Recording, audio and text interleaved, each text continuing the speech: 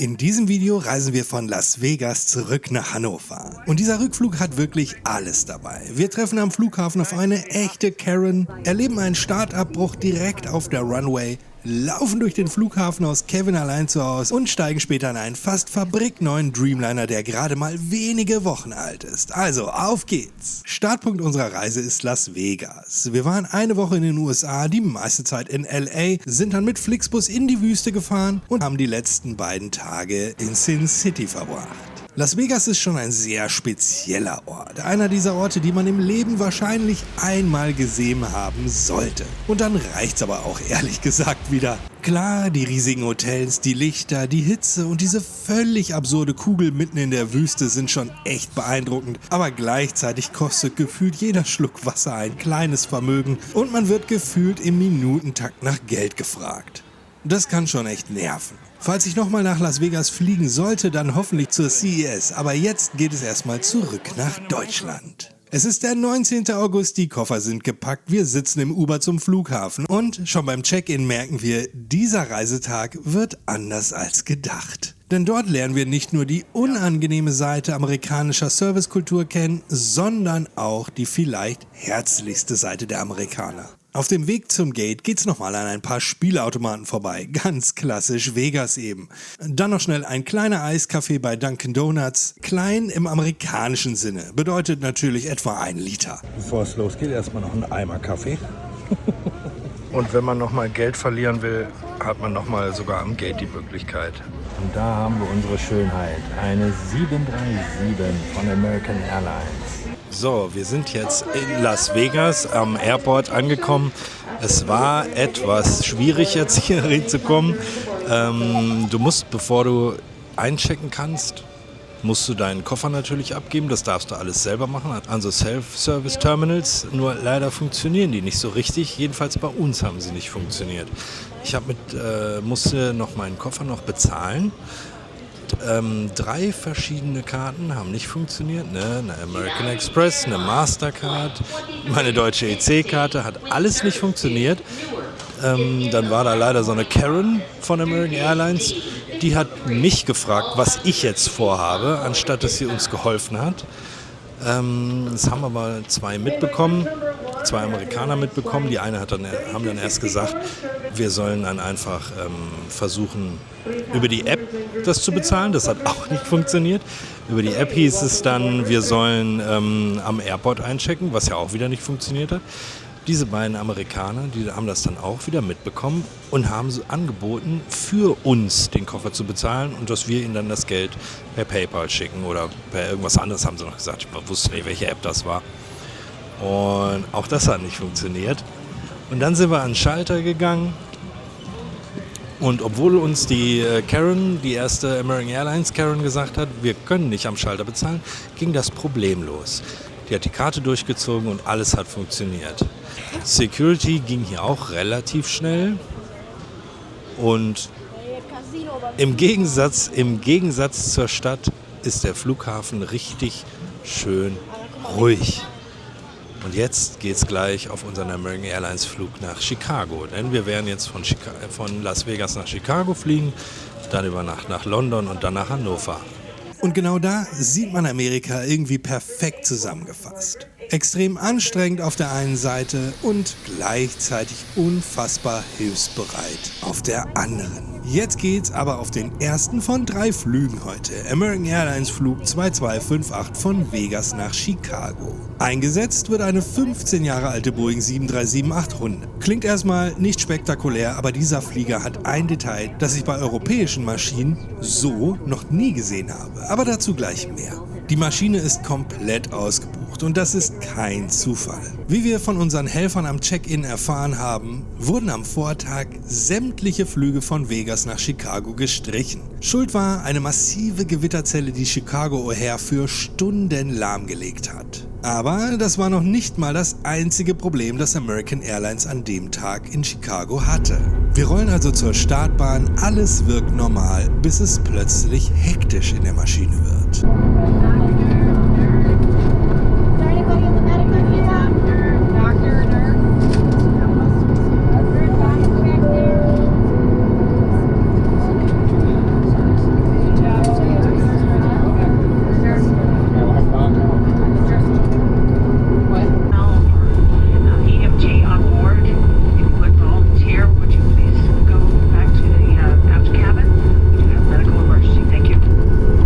Der Start wird abgebrochen.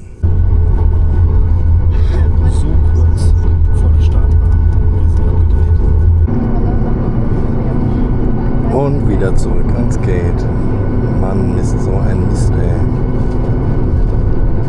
Hört aber auch leider nicht, was los ist. Ob es nur ein Schwächeanfall ist oder was Schlimmeres. Wie sich kurz darauf herausstellt, ist ein Passagier ohnmächtig geworden und über mehrere Minuten nicht mehr ansprechbar gewesen. Also zurück zum Gate, Sanitäter kommen an Bord. Passed out on the taxi out to our departing runway. So we returned to the gate. Medical is going to take a look at him. It's going to be a few minutes. We have to get some fuel and run some new numbers. So it might be 10-15 minutes and then we'll have here anyway. Zum Glück kann der Mann das Flugzeug später auf eigenen Beinen wieder verlassen. Danach wird noch nachgetankt, wir warten auf einen neuen Slot und etwa eine Stunde später geht es endlich wieder Richtung Startbahn. Und diesmal heben wir wirklich ab.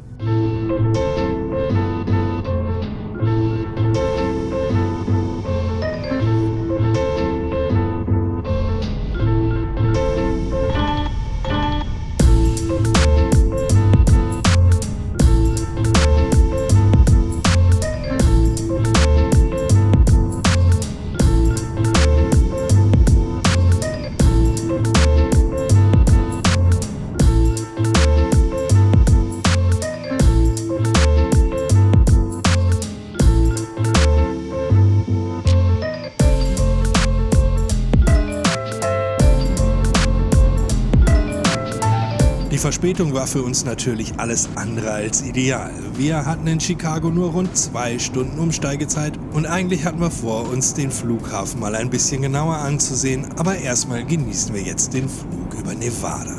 Und hier kommt das Detail, das ich richtig cool fand. American Airlines bietet auf diesem Inlandsflug ein überraschend gutes Entertainment-System über WLAN auf dem eigenen Gerät an, mit wirklich großer Auswahl. Und dazu gibt es in den Sitzen sogar eine Tablet-Halterung, passend selbst für größere Geräte. Und das ist so simpel, aber auch gleichzeitig so praktisch, dass ich mich wirklich frage, warum man das nicht viel öfter sieht. Was weniger überzeugend ist, die USB-Anschlüsse liefern so wenig Strom, dass man eher von einem langsamen Entladen statt wirklichem Laden sprechen kann. Während des Fluges ploppen auf dem Handy immer wieder Nachrichten von American Airlines auf. Gesucht werden Freiwillige, die ihren Sitz auf dem Flug von Chicago nach London aufgeben würden. Die Gegenleistung, ein zusätzlicher Tag in den USA und rund $1.500 für uns 3. Ganz ehrlich, schlimmere Angebote gibt's. Also probiere ich mein Glück und melde uns für das höchstmögliche Angebot an. Vielleicht finanzieren wir uns hier gerade den nächsten USA-Trip. Nach rund 2,5 Stunden beginnt der Sinkflug auf Chicago. Und hier wird schnell klar, von unseren Verspätungen haben wir exakt gar nichts aufgeholt. Die Landung ist smooth und beim Blick aus dem Fenster fällt mir wieder auf, wie riesig und irgendwie geometrisch dieser Flughafen wirkt. Fast eher wie ein Schachbrett als wie ein Airport. Und vor allem, hier ist unfassbar viel los. Es dauert eine gefühlte Ewigkeit, bis wir am Gate sind. Willkommen am Flughafen aus Kevin Airlines aus. Viel Zeit zum Erkunden haben wir leider nicht. Wir müssen direkt weiter zum Gate. Und unser Versuch, uns mit einem freiwillig abgegebenen Sitzplatz ein ordentliches Flugguthaben zu sichern, der wird leider nicht angenommen. Spannend war aber die eigentliche Ursache der Überbuchung. Die hatte offenbar gar nichts mit dem Unwetter vom Vortag zu tun. Stattdessen war der London-Flug einen Tag zuvor wegen technischer Probleme am Bugfahrwerk am Boden geblieben. Und da bin ich im Nachhinein dann ehrlich gesagt doch ganz froh, dass unser Gebot nicht angenommen wurde. Denn wenn mitten im August ein kompletter Langstreckenflug ausfällt, will ich mir gar nicht vorstellen, wie lange wir sonst in Chicago hätten bleiben müssen. Also geht's für uns ganz normal weiter zum Boarding.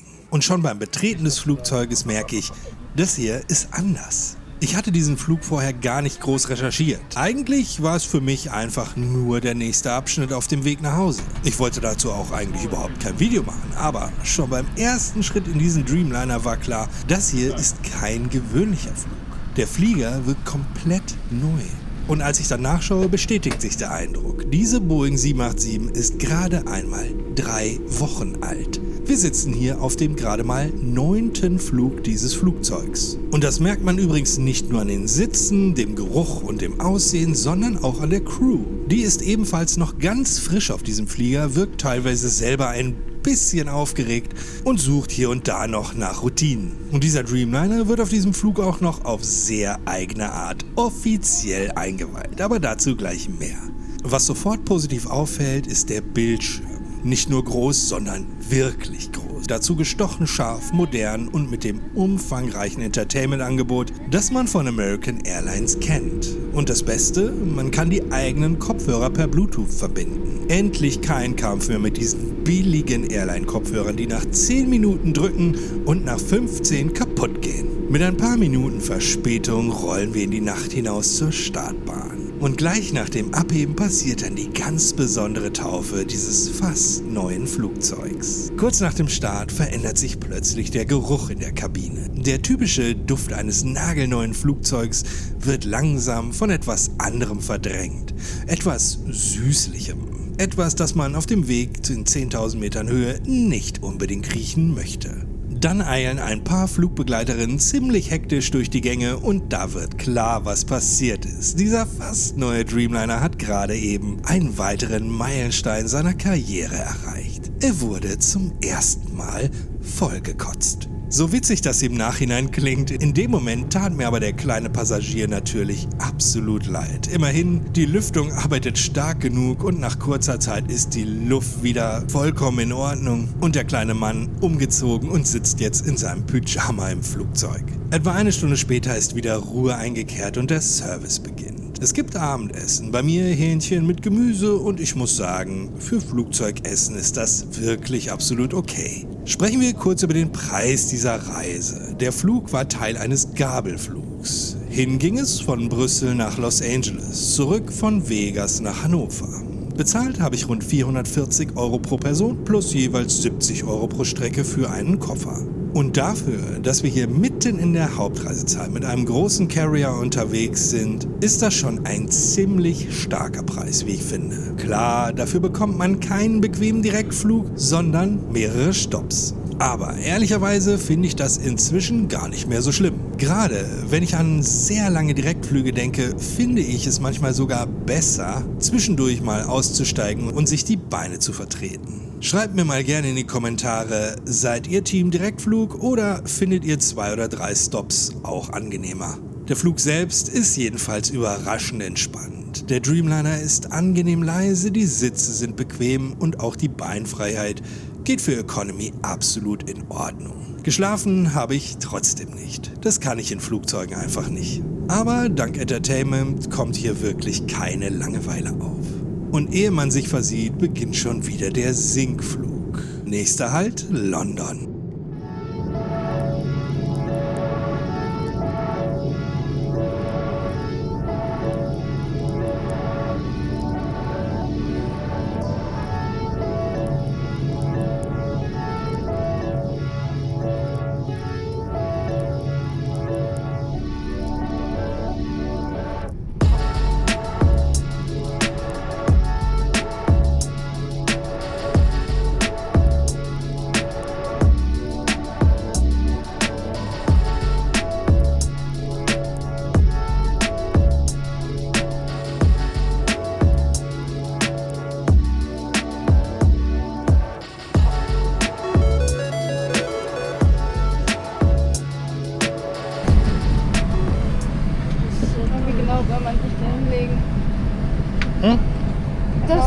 Das geht schon. Doch, du kannst ja die Beine machst du da drunter. Der Sitz fährt ganz flach. Wir landen in Heathrow, genauer gesagt an Terminal 5 und nutzen die Umsteigezeit tatsächlich für einen kleinen Spaziergang außerhalb des Flughafens. Dank gültiger UK-ETA klappt die Einreise schnell und unkompliziert.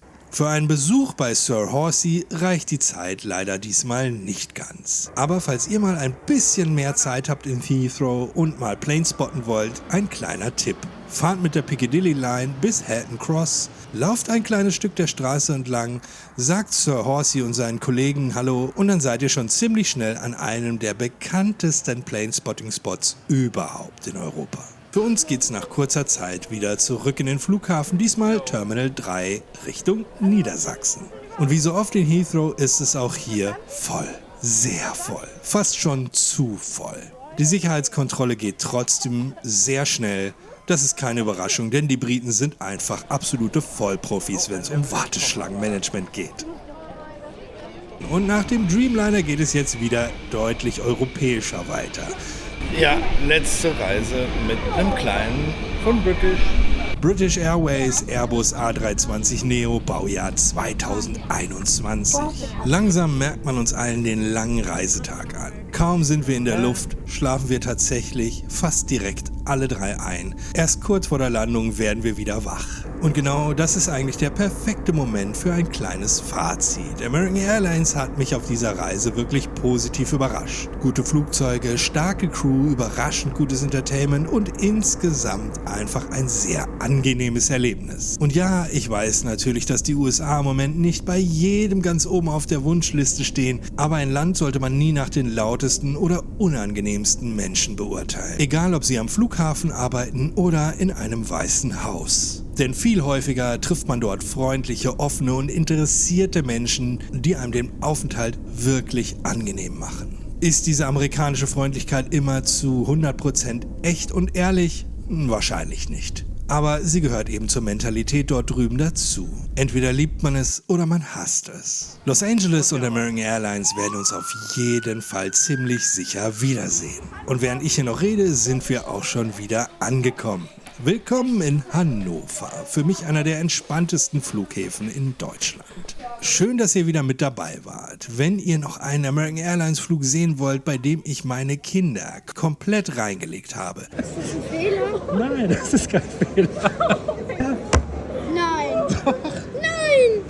Dann klickt doch jetzt mal auf dieses Video. Und nächste Woche sind wir dann schon wieder auf der Schiene unterwegs. Bis zum nächsten Mal, euer René.